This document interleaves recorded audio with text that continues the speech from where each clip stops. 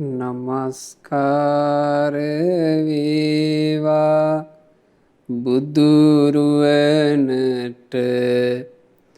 සැමදා බුදුහිමි සරණ යමි.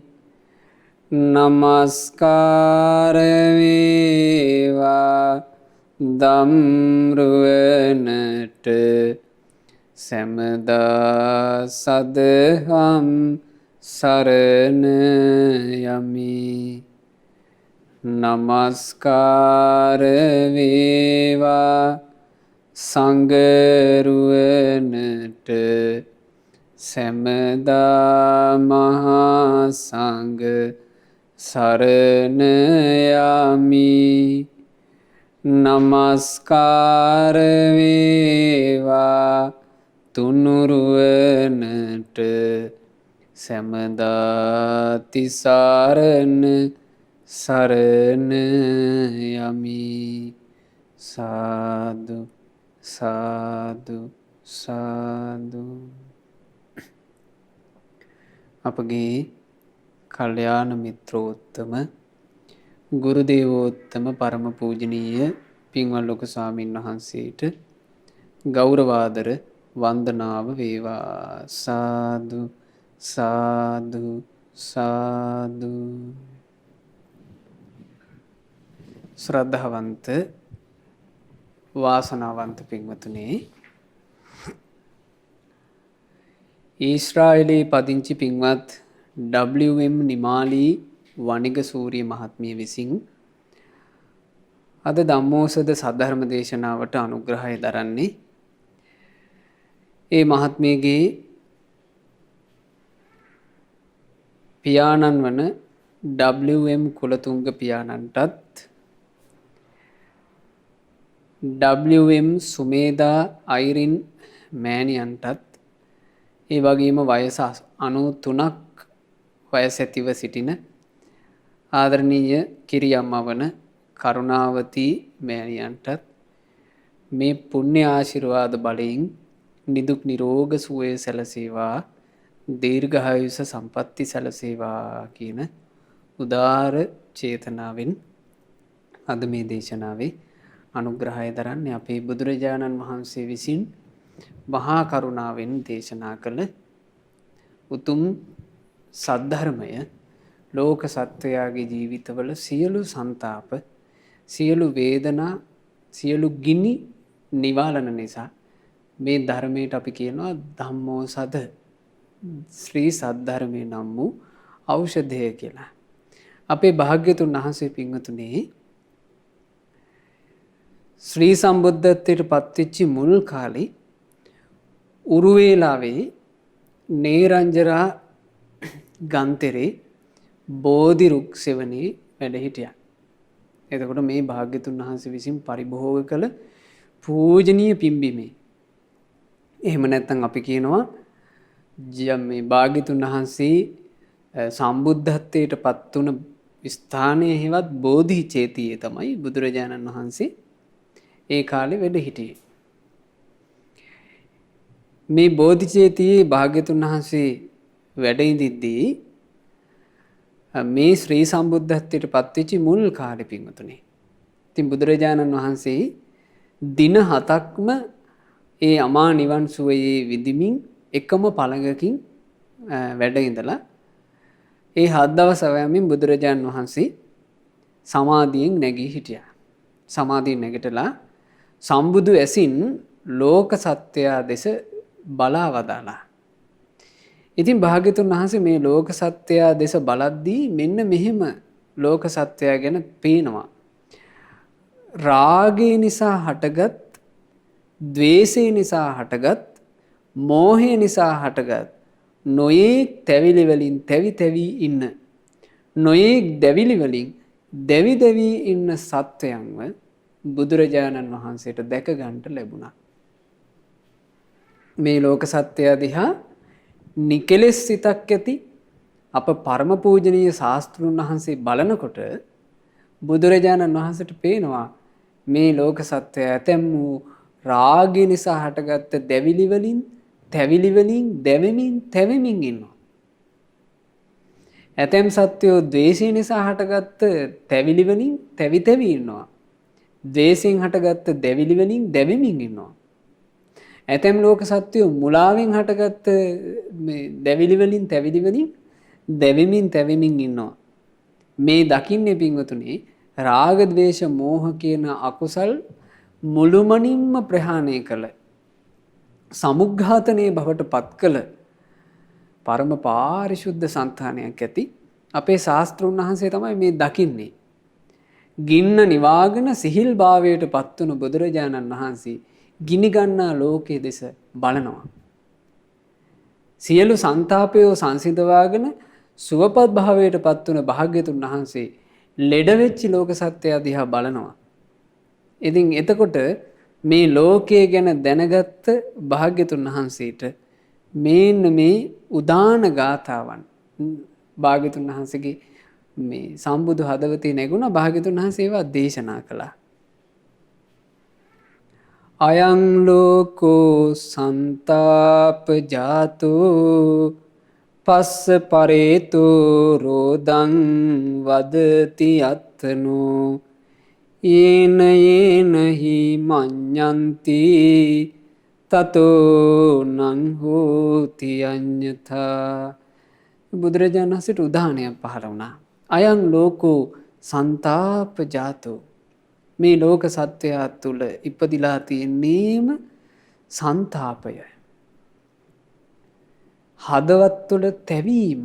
මේ ලෝක සත්‍යය තුළ ඉපදිලා ඒ තැවීම උත්පද්දවේ කෙලෙස් වලින්. කෙලෙස් වලින් උපද්දන ලද තැවීම් වලින් මේ ලෝක සත්‍යය තැවෙනවා. පස්ස පරේතෝ රෝදං වදති අත්තනෝ, දුක් සහිත ස්පර්ශයන්ගෙන් හොද්දටම පීඩාවට පත් වෙලා අනේ මේ විදිහේ පීඩාවත් තව සතුරෙකුටවත් නොවේවා කියයි ලෝක සත්වයෝ හඬනවා වැළපෙනවා. යේන යේනහි මඤ්ඤන්ති, මේ ලෝක සත්වය යම් යම් විදිහකට හිතාගෙන ඉන්නවද තතෝ තං හෝති අඤ්ඤතා, හිතාගෙන ඉන්න දෙයින් වෙනස් දෙයක්ම ඔහුට සිද්ධ වෙනවා. බලන්න මේ විග්‍රහය, බුදු කෙනෙක් ලෝකයේ දෙස බලන විදිහ. මේ ලෝකයේ උපන්න සත්වයන්ට අභ්‍යන්තරයේ කෙලෙස් තියෙන නිසා ඒ කෙලෙස් වලින් යමක් උපද්දලා දෙනවද? ඒ දේ තමයි ලෝක සත්වයාට උරුම. කෙලෙස් වලින් උපද්දලා දෙන්නේ පින්වතුනි සන්තාපය. ගින්නෙන් උපද්දන්නේ, ගින්නකින් උපද්දන්නේ උණුහුම. ගින්නකින් උපද්දන්නේ පිලිස්සීම. ගින්නකින් උපද්දන්නේ දැවීම.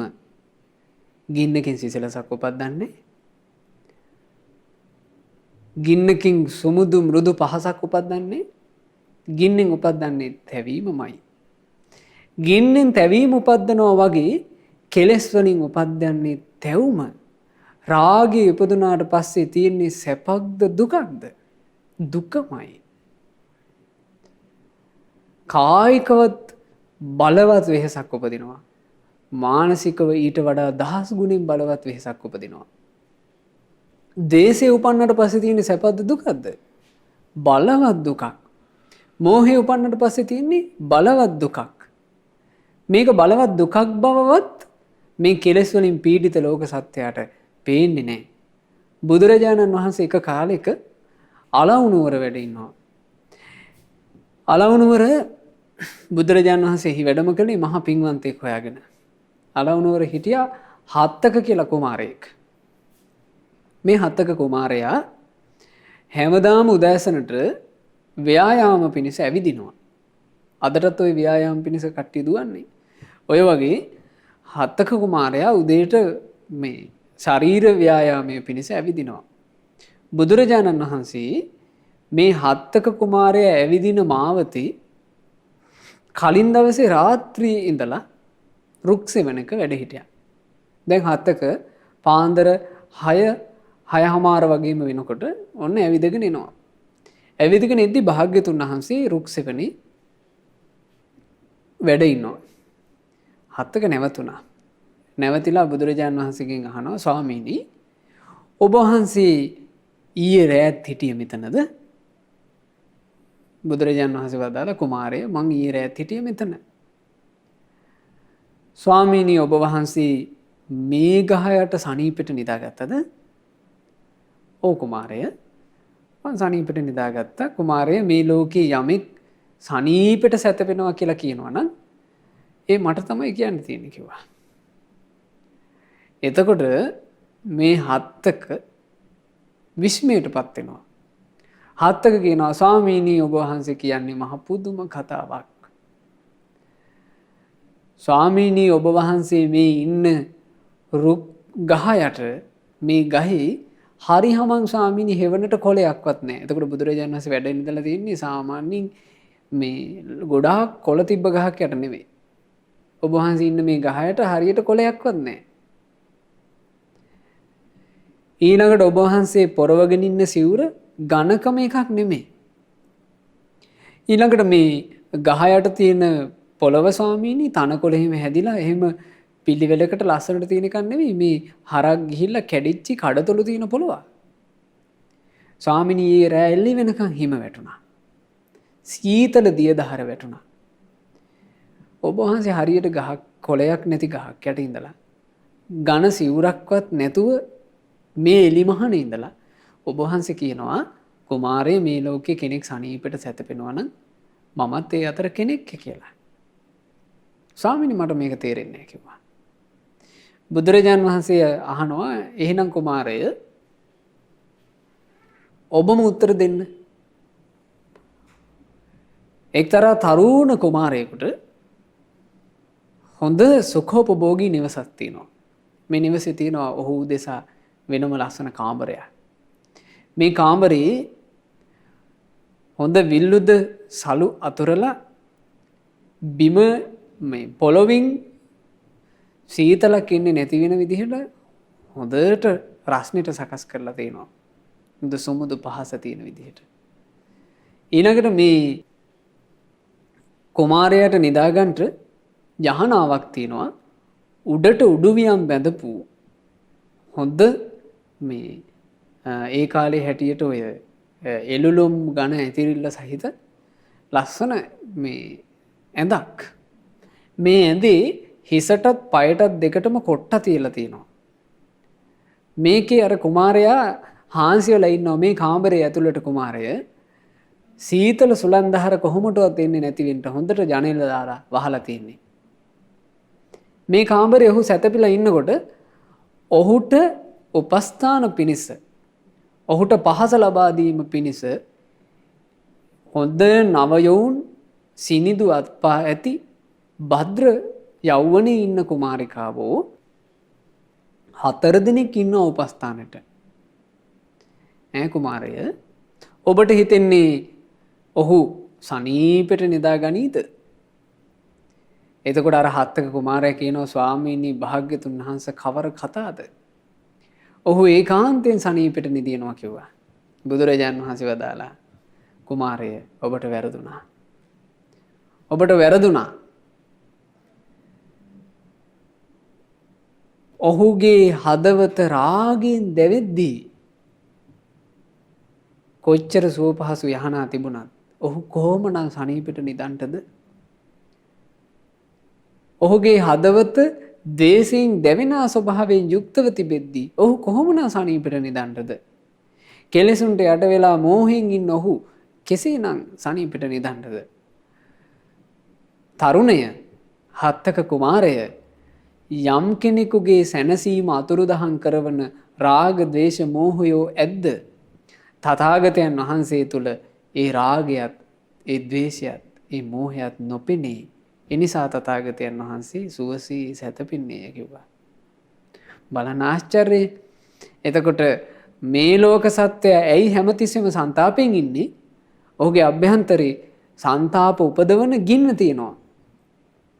ඒ ගින්න තමයි රාගයත් ද්වේෂයත් මෝහයත්. ඒ රාග ද්වේෂ මෝහ කියන මූලික අකුසලයන්ගෙන් හටගන්න සියලු අකුසල් වලින් හැමතිස්සෙම ඔහුට ਸੰతాප ඇති කරනවා. ඒ ਸੰతాප ඇති කරනකොට ඒ ਸੰతాපයන් නිසා ඔහු දුක් සහිත ස්පර්ශ ලබලා. ස්පර්ශය කිව්වහම මේ ඇසත් රූපයත් විඥානයත් මුල් කරගෙන ස්පර්ශය හටගන්නවා. ස්පර්ශයෙන් තමයි විඳීම් හටගන්නේ. එතකොට විඳීම් අතර තියෙනවා සැප සහගත ඒවා. ඒවා විඳිද්දී සතුටක් තියෙනවා. නමුත් දුක් සහගත විඳීම් අත්විඳිනකොට ඔහු වැළපි කියනවා අනේ මේ මට වෙච්ච දේ හතුරෙකුටවත් වෙන්න එපා කියලා අඬනවා. සමහරට තමන් එක්ක එකට ඉන්න ප්‍රිය අය තමන්ව දාලා යනවා. ඒ ගියාම ඒ අහිමි වීමේ වේදනාව දරා ගන්න බෑ. පපුවට අත්තුනින් ගහගෙන අඬන ගමන් කියනවා අපිට වෙච්ච මේ නස්පැත්තිය හතුරෙකුටවත් වෙන්න එපා. සමහර වෙලාවට මේ කොරෝනා වසංගතය වගේ බිහිසුණු වසංගත තත්ත්ව ඇවිල්ලා ඒ වගේ මිනිස්සු අසරණ වෙනවා. වැළපෙමින් කියනවා අපිට වෙච්ච මේ නස්පැත්තිය කාටවත් වෙන්න එපා. යුද්ධ වලට මැදි වෙලා භීතියෙන් මිනිස්සු වෙහෙසටපත් වෙනවා. අඬා කියනවා අනේ අපිට මේ වෙච්ච විනාශය අපිට මේ වෙච්ච නස්පැත්තිය කාටවත් වෙන්න එපා කියලා. ස්පර්ශය නිසාම තමන් පීඩාවට පත් වෙනවා. පීඩාවට පත් වෙමින් තමන් දුක් විඳිමින් පතනවා කියනවා හතුරෙකුටවත් මෙසේ නොවේවා කියලා පතනවා. යම් අයුරකින් දුකින් මිදීමක් ගැන ඔහු හිතනවාද වෙන්නේම වෙනස් දෙයක් කියනවා. මේ ලෝක සත්‍යය පින්වතුනි දුකටපත් වුණාම ඔහුට තියෙන්නේ මෙහෙම ප්‍රාර්ථනා. අපි හිතමු ඔන්න දැන් කොරෝනා නිසා අපි වෙහෙසටපත් වෙලා හරි කරදරේ. මිනිස්සු පතන්නේ කොහොමද? කොරෝනා නැති ලෝකයක්. සසරට වැටිච්ච සත්‍යය පතන්නේ මේ වෛරස් වසංගත නැති ලෝකයක් පතනවා. යුද්ධ අරගල එනවා. එතකොට මිනිස්සු පතනවා යුද්ධ අරගල නැති ලෝකයක්. මේක තමයි මිනිසුන්ගේ තියෙන ප්‍රාර්ථනාව. මේක තමයි සසර ගමනට වැඩිච්ච සත්‍යයගේ තියෙන ප්‍රාර්ථනාව. ඔහු යම් විදිහකට හිතනවාද පතනවාද වෙන්නේ වෙනස්ම දෙයක්. මොකද මේ සසරක හැටි මේ සංසාරයක තියෙන දුක්ඛිත බව අපි කොච්චර ප්‍රාර්ථනා කළත් මේ සසර පින්වතුනි අපට වෙනස් කරන්න බෑ. එහෙමනම් අපේ තුන් ලෝකාග්‍ර භාග්‍යතුන් වහන්සේ අපට මෙහෙම දේශනා කරනවා නොවේ. මහණෙනි සීල ගුණ ආදිය පුරමින් සිල් ගුණ පුරමින් ඔක්කොමලා එකතු වෙලා පතන්ට කියලා අපට මේ බඳු දුක්ගිනි නැති ලොවක් ලැබේවා කියලා. බුදුරජාණන් වහන්සේ වදාළේ මොකද්ද? මහන්නි මේකින් නිදහස් වෙයල්ලා. මේකෙන් පැනගනින්නලා. එහෙම නෙවෙයිද බුදුරජාණන් වහන්සේ වදාළේ? එහෙමයි භාග්‍යතුන් වහන්සේ අපට දේශනා කළේ. මේකෙන් නිදහස් වෙන්න කිව්වා. මොහොතක්වත් මේකේ ප්‍රමාදයටපත් වෙන්න එපා කිව්වා. බුදුරජාණන් වහන්සේ එක අවස්ථාවක භික්ෂුවකට වදාලා භික්ෂුව භවය කියන එක ඇහිපිල්ලමක් ගහන වෙලාවක්වත් තථාගතයන් වහන්සේ වර්ණනා කරන්නේ නැහැ කිව්වා. ඇයි මේකේ මොහොතකුත් තියෙන දුකක්. ඒ දුක කොච්චර දැඩිද? ඒ දුක කොච්චර පීඩිතයිද කියලා කියන්නේ බුදුරජාණන් වහන්සේ එක අවස්ථාවක කියනවා දේශනා කළා මහණෙනි රජෙකුට හොරෙක් අහු වුණා. මේ හොරා අහුවෙලා මේ හොරාව ඇදගෙන ගිහිල්ලා මේ සේනාව පෙන්නනවා රජුරවන්ට. රජතුමනි මේන්න මේකා හොරකම් කළා. රජුරෝ කියනවා හා ඕකාට එනපල්ලා උල්පහර 100කින්. ඔන්න උල්පහර 100ක් උදේ එන්න. දවල් රජුරුව මතක් වෙලා අහනවා අර හොරා කෝ මහණෙනි දැන්. අර හොරා කෝ රාජපුරුෂයනි කියලා. එතකොට මේ රාජපුරුෂයෝ කියනවා මේ දේවයිනි ඒ හොරා තාම ජීවත් වෙනවා. ඌ අමාරුවෙන් තාම ඉන්නවා කිව්වා. එහෙනම් ගිහිල්ලා තව එනපල්ලා 100ක්. තව 100කින් එන්න. එතකොට දවල්ට 100යි ඔක්කොම 200යි. හවස රජුරන්ට ආයෙ මතක් කරලා අහනවා කෝ අර හොරා. මහරජා තව ඉන්නවා කිව්වා. හරි එහෙනම් තව 100ක් එනපල්ලා කිව්වා. එතකොට උල් 300යි. බුදුරජාන් වහන්සේ වදාලා මහණෙනි එක දවසකට හුල් 300කින් පහර කනවා කියන්නේ කොහොම වේදනාවක් ඇද්ද කිව්වා. භික්ෂුන් වහන්සේලා කියනවා ස්වාමීනි 300ක් ඕනේ. එක හුලකෙමුත් ස්වාමීනි උහුල ගන්න බැරි වේදනාවක් දැනෙනවා. හුල් 300ක් ගැන කවර කතාවද? බුදුරජාන් වහන්සේ වදාළ මහණෙනි කෙනෙක් ඔබට මෙහෙම කිව්වොත් උඹට උදේට උල් 100යි දවල්ට හුල් 100යි හවසට හුල් 100යි ගානේ හුල් 300ක් අයින්නවා. ඔය විදිහට හුල් 300කින් පහර කකා අවුරුදු 100ක් ගත වුණාම අවුරුදු 100 ගත වෙන්නේ එතකොට කොහොමද? හුල් 300 ගානේ සතියක් පහර කනකොට දවස් 7ක් ගත වෙලා අවුරුද්දක් පහර කනකොට දවස් 365ක් ගත වෙලා එහෙම දිනවලින් එහෙම අවුරුදු වලින් දවස් 365 ගානේ එහෙම අවුරුදු වලින් අවුරුදු 100ක් ගත වෙන තැන ඔබ කොහොම දුක් වලින් නිදහස් වෙනවා මේ සංසාරයෙන් ගැලවෙනවා කියලා කවුරු හරි කිව්වොත් බුදුරජාන් වහන්සේ වදාළා මහණෙනි කැමති වෙයල්ලා. ඇයි හේතුව? එච්චර ඉක්මනින් දුකින් නිදහස් වෙන්න බෑ. එච්චර පහසුවෙන් දුකින් නිදහස් වෙන්න බෑ මේ සසර ගමනේ. එච්චර ලේසි නෑ මේක. සංසාර ගමනින් යම් කෙනෙක් නිදහස් වුණොත් සසර ගමනින් යම් කෙනෙක් නිදහස් වුණොත් ඔහුට අරක බොහොම චූටි වේදනාවක් කියනවා. දවසට උල්පහර 300 ගානේ අවුරුදු 100ක් විඳිනවා කියන්නේ බොහොම පොඩි එකක් කියනවා. සසරේ යන්න වුණොත් එහෙම විඳවන්න තියෙන දුක ඊට වඩා ගොඩාක් වැඩි. ඒ නිසා භාග්‍යතුන් වහන්සේ වදාළේ මේ සංසාරින් නිදහස් වෙන්න කියලා. මොකද පින්වතුනි අපි හිතාගෙන ඉන්න දේවල් නෙවෙයි අපේ ජීවිතේට එන්නේ. අපි පතන දේවල් නෙවෙයි අපේ ජීවිතේ කඩාපාත් වෙන්නේ. නොසිතූ නොපැතූ දේ වෙනවා. ඒක තමයි මේ ජීවිතය තුළ තියෙන දුක්ඛිත බව. අඤ්ඤතා භාවී භව සත්තු ලෝකේ භවපරේතෝ භවමේවාභිනන්දති යද විනන්දති තං භයං යස්ස භායති තං දුක්ඛං. බුදුරජාණන් වහන්සේ දේශනා කළා භවයේ ඇලෙන ලෝක සත්‍යයා සිතන දෙය සිදුවන්නේම වෙනස් විදිහකට. භව දුකින් පීඩිත ලෝක සත්වයා භවයේම සතුටින් පිළිගනී. යම් භවයක් සතුටින් පිළිගනීද එය භයකි. යමකින් භය ඇති වෙයිද එය දුකය. මේ ලෝක සත්වයා භවයේ ඇලෙනවා කියලා කියන්නේ මේ ඉපදී යන්න ආසයි. ඒ ඉපදී යන්න තියෙන ආසාවට මේ ලෝක සත්වයා ආයයිමත් භවයේම පිළිගන්නවා. යම් කිසි භවයක් සතුටින් පිළිගන්නවා නම් ඒක තමයි කියනවා එයාට තියෙන බය. දැන් බලන්න පින්වතුනේ මේ සංසාර ගමනේ යනකොට අපි කොච්චර මේ ලෝකේ හටගන්න පොදු ප්‍රශ්න හින්දා පීඩාවටපත් වෙනවද? ඔන්න කාලයකට ගම් වතුර, කාලයකට වැස්ස නැහැ, කාලයකට පෑවිල්ල වැඩි, ඊට පස්සේ කාලයකට කෑම බීම ප්‍රශ්න, ඊළඟට ඔන්න වසංගත ප්‍රශ්න, ඊළඟට යුද බය, ඊළඟට කියනවා මේ අන්තවාදී ප්‍රශ්න හටගනි, নানা ප්‍රකාර දේ.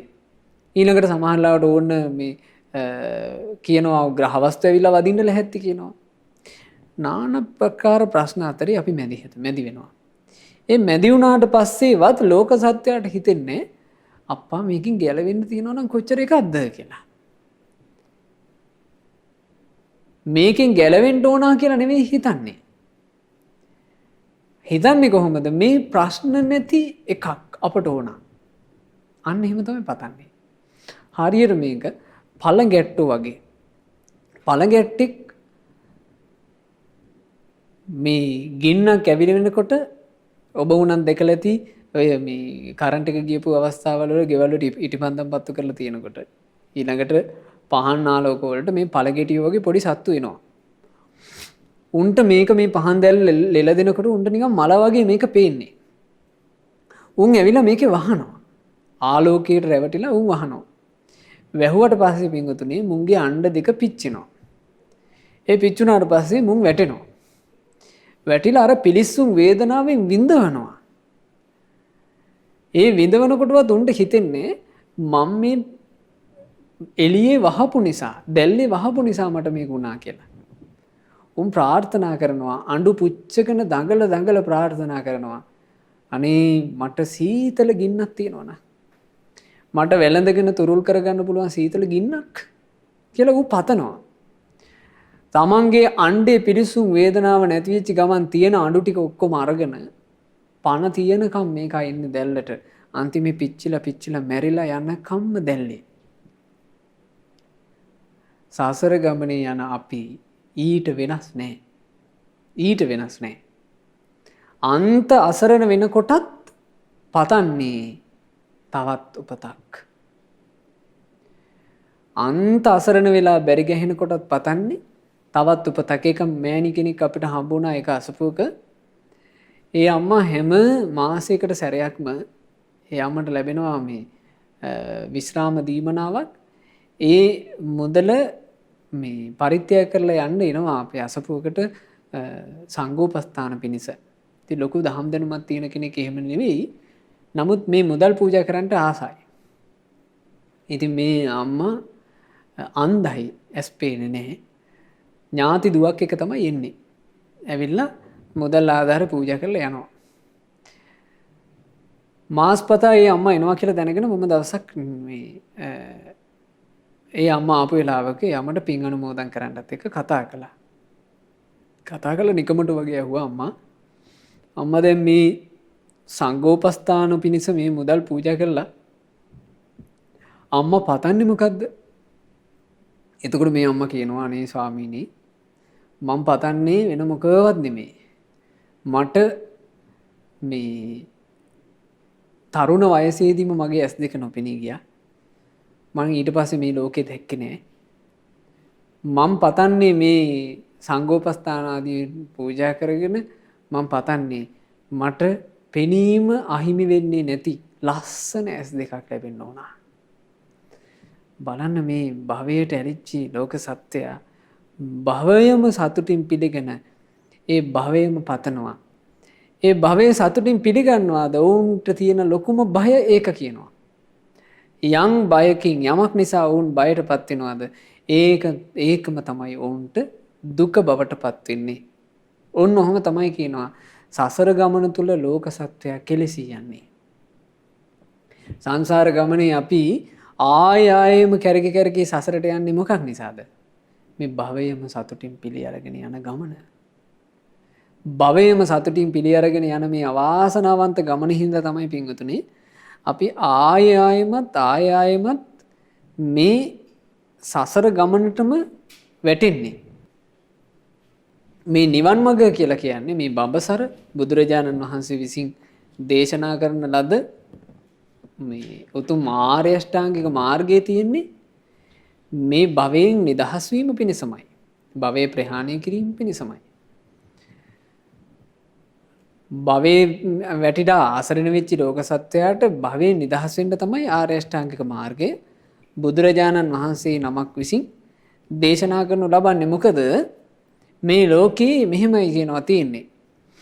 යම්කිසි ශ්‍රමණයෝ යම්කිසි බ්‍රාහමණයෝ වෙද්ද භවයකින් වෙනත් භවයකට ගොස් දුකින් මිදීමක් ගැන කියන ඒ සියල්ලෝම භවයෙන් නොමිදුනාහ. ඇතැම් ශ්‍රමණ බ්‍රාහමණවරු ඉන්නවා කියනවා මේ ප්‍රශ්නේ විසඳෙන්නේ මේ භවයෙන් වෙනත් භවයකට ගියාම කියලා දුකින් නිදහස් වීමට භවයක්ම වර්ණනා කරන.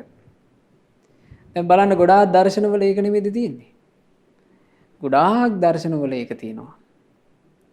ඕන්න මේ වගේ වසංගත තත්ත්ව යුදමය තත්ත්ව එනකොට ඒ දර්ශනවල කියන්නේ එහෙම එකක්.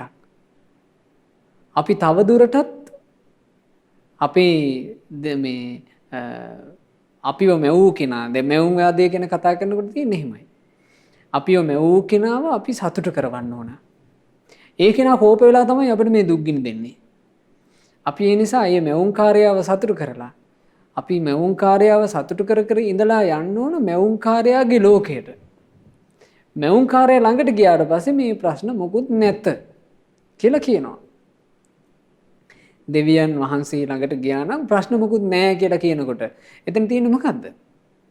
දුක්ගිනි මොකුත් නැති භවයක්. ඒක ප්‍රාර්ථනා කරගෙන වාසය කරන කෙනෙක් කවදාවත් දුකින් නිදහස් නැහැ කියනවා භාග්‍යතුන් වහන්සේ. ඇයි පින්වතුනි මේ ලෝකේ එහෙම එකක් නැති නිසා. මේ ලෝකේ බන්ධක් නැහැ. යම්කිසි ශ්‍රමණයෝ වෙත්වා බ්‍රාහමණයෝ වෙත්වා විභව තණ්හාව තුලින් භවයෙන් නිදහස් වීමක් ගැන කියද්ද ඒ සියල්ලෝද භවයෙන් නොබිඳුනේම වෙයි. කෙලෙස් සහිත කර්ම නිසාවෙන් මේ දුකෙහි හට ගැනීම වෙයි. මේ ඇතැන් ශ්‍රමණ බ්‍රාහ්මණවරු ඉන්නවා කියනවා නොපැවැත්මක් ගැන කතා කරන. තැන් ඇතැම් දර්ශනවල කතා කරන්නේ මරණින් මත්තේ ස්ථීර උපතක් කරා යෑම. ඇතැම් දර්ශනවල කියනවා මිය ගියාට පස්සේ ස්ථීර සර්ව බලධාරී කෙනෙක් ළඟට අපි යනවා. එයා ගාවට ගියාට පස්සේ මේ ප්‍රශ්න මොකුත් නැහැ. එතකොට මෙහි මිනිස්සු ලෙඩ වෙනකොට පතනවා ඒ මතේ ගත්ත මිනිස්සු ලෙඩ වෙනකොට පතනවා අනේ සර්ව බලධාරී කෙනා ගාවට ගියා නම් මට ලෙඩ දුක් ප්‍රශ්න නැහැනේ. නාකි වෙනකොට පතනවා සර්ව බලධාරී කෙනා ගාවට ගියා නම් මේ ප්‍රශ්න නැහැනේ. ප්‍රිය අය වෙන් වෙනකොට පතනවා සර්ව බලධාරී කෙනා ගාවට ගියා නම් අපි ඔක්කොමලට එතන හොඳට එකට ඉන්න පුළුවන් නේ. මේ බිහිසුණු රෝග තත්ත්ව එනකොට පතනවා සර්ව බලධාරී කෙනා ගාව හිටියනම් මේව මොකුත් නැහැනේ. යුද්ධ ප්‍රශ්න එනකොට පතනවා. මේ විදිහට ඒ තුලත් තියෙන මුලාව. ඊළඟට ඇතැම් ශ්‍රමණ බ්‍රාහ්මණවරු කියනවා නෑ මේක මේ ජීවත් වෙන කාලේ ජීවත් වෙලා මෙතනින් පස්සේ මුකුත් නෑ. මේ ඉන්න ටිකේ තමයි ওই කාලය ඇඳලා ඉන්න තියෙන්නේ. ඊට පස්සේ මේක ඉවරයි කියලා. ඒ නොපැවැත්මක් ගැන යම් විදිහකින් වර්ණනා කරනවාද එසේ නොපැවැත්ම ගැන වර්ණනා කිරීමෙනුත් ඒක පිටිපස්සේ යන අයටත් දුකින් නිදහස් වීමක් නැහැ කියනවා. මේ දුක කියන එක කොහොමද හටගන්නේ? බුදුරජාණන් වහන්සේ ලස්සනට මේක දේශනා කරනවා. කෙලෙස් සහිත කර්මයන්ගෙන්මයි මේ දුක හටගන්නේ. මේ දුක හටගන්නම හේතු උනේ කෙලෙස් සහගත කර්ම. කෙලෙස් සහගත කර්ම හින්දා දුක හට ගන්නවා. රාගය මුල් කරගත්ත, ද්වේෂය මුල් කරගත්ත, මෝහය මුල් කරගත්ත නොයෙකුත් කර්ම හේතු කරගෙන දුක කියන එක උපදිනවා. අවිද්‍යාව සහගත සත්වයා කෙලෙස් සහගත කර්ම කරනකොට ඒ හේතුවෙන් හැමතිස්සෙම දුක හට ගන්නවා. හැම උපාදානයක්ම ෂේ වුණොත් දුකේ හට ගැනීමක් නැත්තේ. මේ කෙලෙස් සහගත කර්ම වලින් දුක හැදෙන්නේ ඒ කෙලෙස් සහගත කර්ම වලට ග්‍රහණය වීම නිසා. හැම බැඳී යාමක්ම හැම උපාදානයක්ම නිදහස් වුණා නම් ඒ උපාදානයෙන් නිදහස් වෙච්ච කෙනාට ඒ බඳු සත්වයාට කිසිම දුක නැහැ කියනවා. ඔව් මේ මුළු මහත් ලෝක සත්වයා දෙසම බලන්න කියනවා. අවිද්‍යාවෙන් තැලී පොඩි වී සිටිමින් ඉපදිලා ඉඳගෙන ඒ ඉපදිච්ච සත්වයාමයි ඇලෙන්නේ. ඔවුන් නම් කවදාවත් භවයෙන් නිදහස් වෙන්නේ නැහැ. අවිද්‍යාවෙන් පීඩාවට පත්වෙච්ච සත්වයෝ ඒ බඳුම සත්වයන් ගැන ඇලෙනවා කියනවා. බලන්න පින්වතුනි මේ සංසාරේ කියන අපි කොච්චර අසරණද කියලා. අවිද්‍යාව සහිතව සසර ගමනේ යනකොට ඒ අවිද්‍යාව මුල් කරගෙනම කෙලෙස් සහගත කර්ම උපදී හට ගන්නවා. ඔය උපදී මුල් කරගෙන සත්වයෝ නොයෙක් විදිහේ කර්ම අරගෙන තමයි මනුස්ස ලෝකෙට එන්නේ. ඊළඟට සසර ගමනේ යන්නේ. දැන් අපි ඔන්න මනුස්ස ලෝකයකට ආවා. ආවට පස්සේ අපි ඥාති හිතයිසීන් විදිහට නොයෙක් ආකාරයෙන් අපි බන්ධන හදා ගන්නවා. ඇතැම් බන්ධන දැන් අපි උපදිනකොටම අපි අම්මා තාත්තා කියලා අපි බන්ධන හදා ගන්නවා. ඊට පස්සේ අපිට වැඩිමහල් සහෝදරවරු ඉන්නවා. අපිට බාල සහෝදර සහෝදරියෝ ඉන්නවා. මෙහෙම අපිට බන්ධන හැදෙනවා. අහල පහල අය අපේ හිතවතුන් වෙනවා. ඊට පස්සේ අපේ පරම්පරාවට සම්බන්ධ අය අපිට ඥාතීන් වෙනවා. මෙහෙම බන්ධන හැදෙනවා. අවිද්‍යාවෙම පීඩාවට පත් වෙලා අවිද්‍යාව තුලම ඉන්න මේ ලෝක සත්වයෝ එසේ අවිද්‍යාව තුලම යන සත්වයන් ගැන ඇලීම් ඇති කර ගන්නවා කියනවා. දැන් මේක අපිට හොඳට තේරුම් ගන්න පුළුවන්. ඔන්න අපි හිතමු අපි කොපමණවත් දැකලා තිනවා. තරුණ වයසට එනකොට කවදාවත් දැකලවත් නැති ඔන්න පුරුෂයෙකුට හිත යනවා කවදාවත් දැකලා නැති මේ තමන්ගේ හිත ඇදී යන ලස්සන කාන්තාරූපයක් දැක්කා. හිත ඇදිලා යනවා. හිත ඇදිලා ගියාට පස්සේ අනේ මෙයා මගේ වෙනවනම් කියලා ඔන්න ඒකට උත්සාහවත් වෙනවා. ඒ උත්සාහවත් වෙලා අපි හිතමු ඔහු ඒ උත්සාහය තුලින් ඇයව තමා සතු කරගත්තා කියලා. ඒ තමා සතු කරගත්තාම ඔහු හිතනවා මට මං ලෝකේ ලොකු දෙයක් කරගත්තා කියලා. දැන් ඇතැම් අයට එහෙම තමාව සතු කරගන්න බෑ. ඒකින් බලවත් පීඩාවටපත් වෙනවා. ඇයව මා සතු කරගන්න බැරි වුණා කියලා පීඩාවටපත් වෙනවා. විරහවටපත් වෙනවා. සමහර වෙලාවට මේ දුෂ්ට ගතිගුණ ඇති අය මේ මිනීමරුම් ඊළඟට පිහියනුම් මේ වගේ තැන්වල පවා යනවා. නමුත් මේක හොඳ නුවණින් පැත්තක ඉඳලා ඔබ කල්පනා කරලා බැලුවොත් අවිද්‍යා සහගතව සසර ගමනේ වැදිච්ච සත්වයෙක් තවත් අවිද්‍යා සහගතව සසර ගමනේ වැටිච්ච කෙනෙකුටම මේ ඇලිලා තියෙන්නේ. එතනින්ම තමයි මේ අර්බුද ඔක්කොම හටගන්නේ. ඉතින් මේක කියනවා මේ අවිද්‍යාවෙන් පීඩිත වෙච්ච ඒ සසරේ වැටිච්ච සත්වයා තවත් අවිද්‍යාවෙන් පීඩාවටපත් වෙච්ච කෙනෙකුටම තමයි මේ ඇලුනේ. අපි ඉතින් මොන විවාහ වෙලා ගෙදරට එකතු කරන් එනවා කර්ම දෝෂයක් අවිද්‍යා සහගතව සසරේ යන කර්ම දෝෂයක් සහිත කෙනෙක් එකතු කරන් ඉන්නේ. සමහරට අපි දන්නේ නැහැ.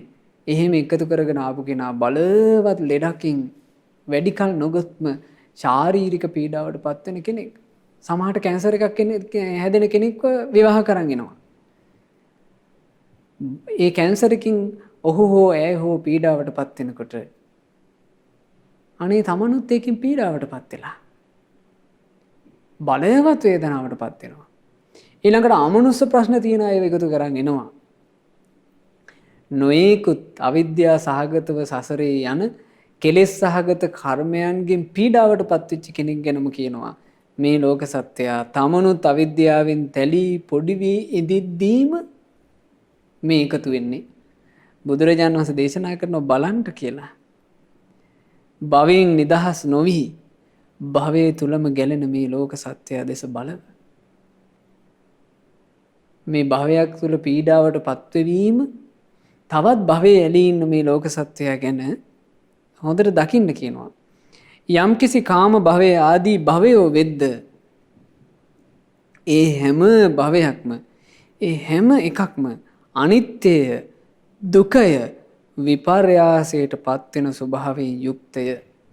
මේ ලෝකේ යම්තා කොපත් තියෙනවද ඒ ඔක්කොගෙම ස්වභාවය කියනවා ඒවා ඒකාන්ත වශයෙන් අනිත්‍යයි දුකයි වෙනස් වෙලා යන ස්වභාවයට අයිති. මේ අනිත්‍ය දුක්ඛ අනාත්ම වෙනස් වී යන ස්වභාවය කියන එක මේ ලෝකයට විග්‍රහ කරන්නේ බුදුරජාණන් වහන්සේමයි. එතකොට මේ විග්‍රහය මේ සත්‍ය වූ විග්‍රහය ලෝකේ ඉගෙන ගන්නවා නම් ඉගෙන ගන්න තියෙන එකම එක විෂය බුදුරජාණන් වහන්සේගේ ශ්‍රී සද්ධර්මය. මේ ලෝකේ හටගත්ත හැමදේම පින්වතුනි අනිත්‍ය වෙලා යනවා. අනිත්‍ය නොවන යම් තැනක් ඇද්ද ඒ ස්ථිර වූ නිවන පමණයි. මේ ලෝකේ හැමදේම දුක් සහිතයි. දුක් නොවන යමක් ඇද්ද ඒ නිවන පමණයි.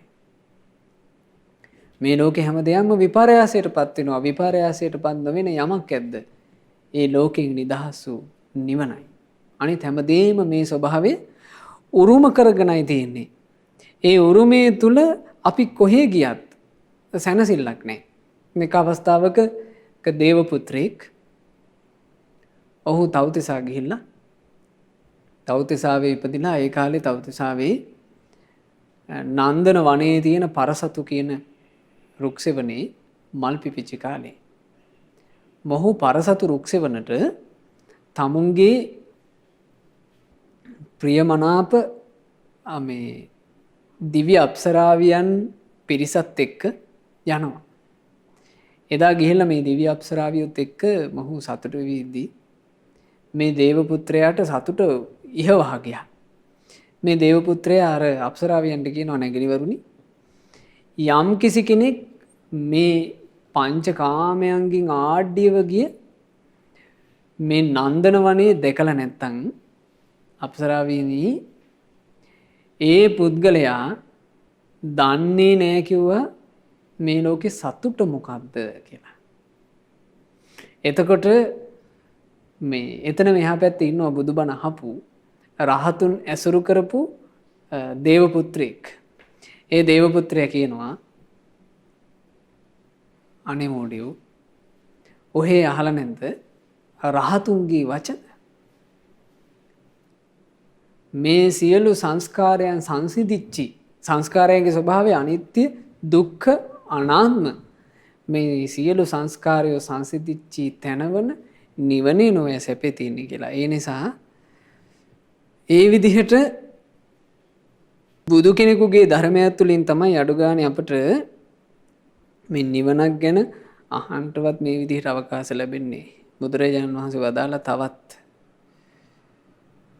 ඒවමේතං යථා භූතං සම්මප්පඤ්ඤාය පස්සතු ඔය විදිහට මේ භවයේ තියෙන ඇත්ත ස්වභාවය කෙනෙක් නුවණින් දකිනවා නම් මේ භවය හටගත් සියලු සංස්කාරයෝ අනිත්‍යයි දුකයි වෙනස් වී යනවා කියලා දැනගන්නවා නම් භවතණ්හා පහියති විභවං නාබිනන්දති ඔහුගේ හිත භව තෘෂ්ණාවෙන් දුරවන්නේ වේ.